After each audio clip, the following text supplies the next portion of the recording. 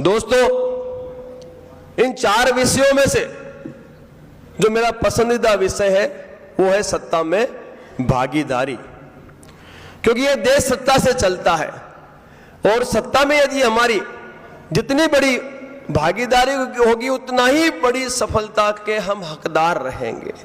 मैं गुजरात की घटना की बात करूं, वहां पटेल समाज है हमारा।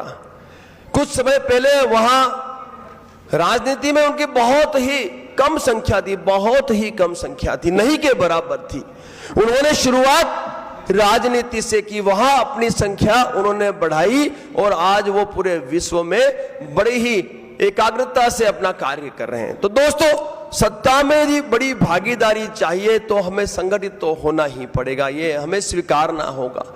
गुजरात में जो सरकार की जो रिकॉर्ड्स है उसके हिसाब से 31% क्षत्रिय वो लोग वहां दर्शाते हैं, लेकिन उन सबको एक मंच पे लाना ये अति आवश्यक है। जिस तरह से गुजरात में, वैसे पूरे भारतवर्ष में क्षत्रियों की संख्या कम नहीं है, लेकिन कहीं ना कहीं संगठन का अभाव था, उसका नुकसान हम सब ने भुगता है।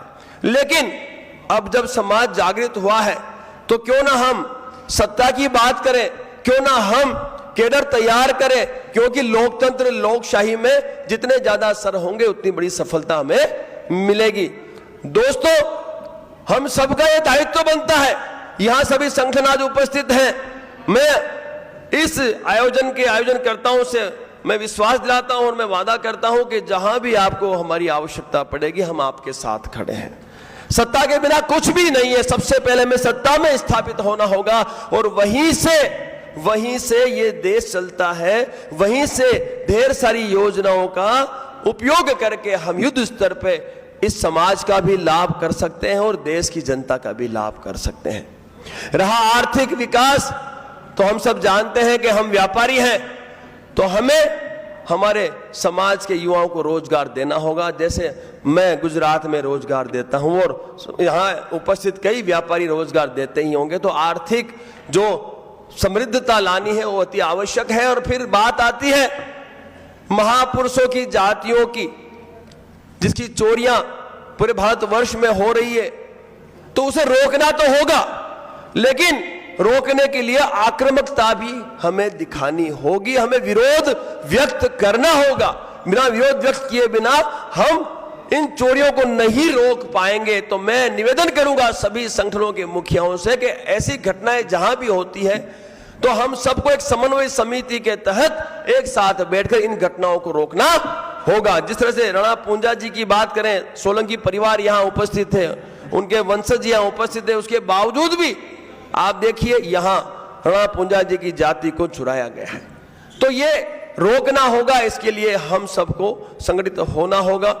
बाकी आप सब समझदार हैं, आप सब सक्षम हैं, डर हमें कोई डरा नहीं सकता, डरने की हमें आवश्यकता नहीं है। और जब भी आवश्यकता पड़ती है स्वाभिमान के लिए तो हमें मैदान में आना अति आवश्यक है। इस तरह से कई विषयों पे ये आयोजन किया गया है।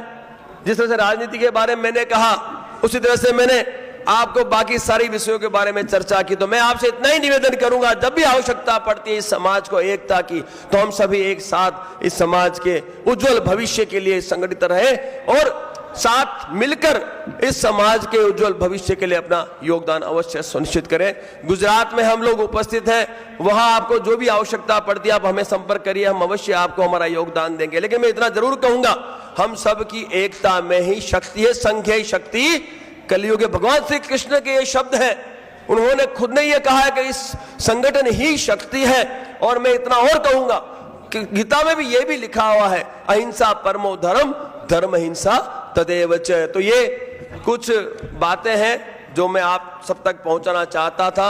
आवश्यकता पड़ने पर, जब आवश्यकता हो तो हमें शास्त्र और शस्त्र को भी हाथ में लेना होगा और समाज हित के लिए अपना योगदान देना होगा। जय मां करणी, जय एकनाथ जी।